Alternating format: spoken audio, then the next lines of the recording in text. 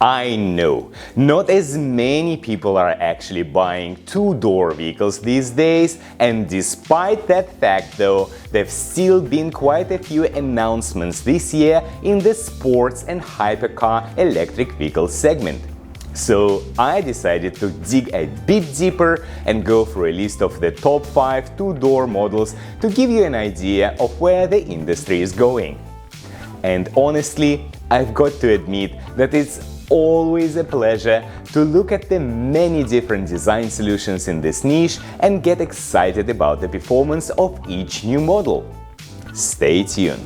About a year ago, I reviewed the top 5 world's fastest electric hypercars, and I also published a separate episode about the fastest electric hypercar, Aspark Owl, which can accelerate from 0 to 60 in less than 2 seconds. Even back then, I already had a feeling that the space was becoming very crowded, yet this year we are seeing new concept electric supercars developed by traditional and new players.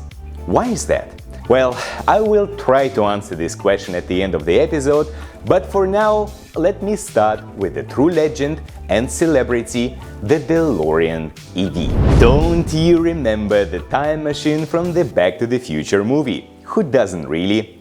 The car, the DMC DeLorean, was sold at the beginning of the 80s, steel body panels, signature gull-wing doors. It was and still is a head-turning vehicle. And now, after years of teasing, the new edition will be unveiled in August at the Concours d'Elegance at California's Pebble Beach. At this stage, only a couple of teaser images have been revealed, including the silhouette from the DeLorean website. It was also revealed that Ital Design was in charge of this project. The CEO, Gilles de Vries, who used to work for Volvo and Tesla, says that all key powertrain components will be sourced from established industry players, and the electric DeLorean will target a 300-mile driving range. However, we shouldn't expect supercar performance or massively advanced driver assist features.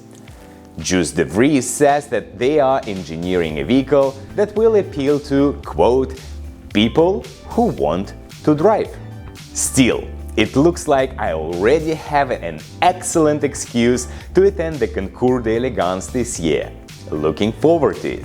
A few more details have also been revealed about another electric hypercar also developed in a partnership with Ital Design, this time in Austria. The company has a rather pretentious name, DEUS, God in English, and was founded in Vienna just 2 years ago. The DEUS Vayanne electric hypercar concept was presented at the New York Auto Show in April 2022, and this is supposed to be a true hypercar when it comes to performance. 2200 horsepower, 1475 pound-feet of torque, at top speed over 248 miles per hour, and 0 to 62 acceleration in less than 2 seconds. There is one caveat though. This performance is only simulated for now and still needs to be confirmed in real-life conditions. The DEUS Vayanne, which in my view shares many design elements with Lotus Evija, is supposed to hit the road in 2025. The new automaker plans to sell only 99 of them, and I'm guessing the price tag will be in the millions of dollars. Moving west. The all-electric Roadster by the German car manufacturer Wiesmann is also only a concept car for now, but it's a bit more grounded. It's built on an 800-volt architecture under the project name Thunderball. 671 horsepower, 811 pound-feet of torque, and 0 to 62 acceleration in just 2.9 seconds. The 92 kWh battery pack enables a 311-mile driving range, and it also features an onboard 22 kW AC charger. Alternatively, it can also accept 300 kW at a compatible DC charging station. Despite all of this, when looking at the Thunderball, you wouldn't actually think it's fully electric with a huge grille in the front and analog gauges on the dashboard, including the state of charge gauge. Look at that! The Thunderball price starts at $315K and it's available to order now. Sounds like a good deal compared to the rest of the herd, what do you think? The announcement of the British TVR to join the electric car race has had some controversy laced in. For example, the all-new Griffith was revealed 5 years ago, but not a single car was delivered to customers. At the end of last year, TVR formed a joint venture with the South American lithium mining company and Sorcerer Metals, and now TVR is announcing its formally e-sponsorship and a fully electric limited edition version of its Griffith V8. The new generation of Griffith will use Ford's 5-liter V8 engine with a power-to-weight ratio of 298 kW per ton. The electric version will be slightly more powerful to compensate for the higher weight of the vehicle because of the battery weight. I hope that TVR will prove its ability to deliver on its petrol promises soon, and then the 2024 Griffith all-electric should hopefully follow. Right after that, in 2025, we can expect an EV from Aston Martin as well. It will be the second attempt by the British legend to go fully electric. A few years ago, they were planning to provide 155 copies of the 600 horsepower Rapid E, but the project didn't go through.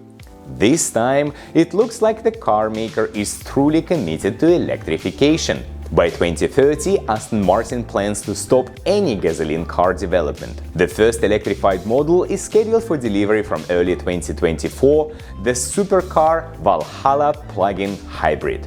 It will have a tiny 6.1 kWh battery pack, and thanks to all-wheel drive, the Valhalla is expected to go from 0 to 60 in 2.5 seconds. From what has been announced, we can expect a sports car electrification first, followed by an electric SUV. Great plans and a lot of excitement for any enthusiast, myself included. It's hard to say whether or not all these projects will materialize, but the fact that there is more traction in the two-door EV segment is quite interesting. The truth is that electrification allows you to achieve unimaginable performance in the petrol world. You can practically combine various technology pieces from established players to put together an electric car project. How can the models be differentiated then? Design and brand, I guess. That's why we see a number of players working with design duos. However, in my opinion, it will be very difficult to compete with the new-gen Tesla Roadster when it finally hits the roads. Some of you might say electric hypercars won't necessarily make our world a better place. That may be true, but there is still a lot of excitement in there, and the automakers are pushing the boundaries by experimenting with design, aerodynamics and performance. Some of that will transition to mass market segments, and it's not bad at all from my perspective. Hit the like button if you enjoyed watching this episode, and see you next time!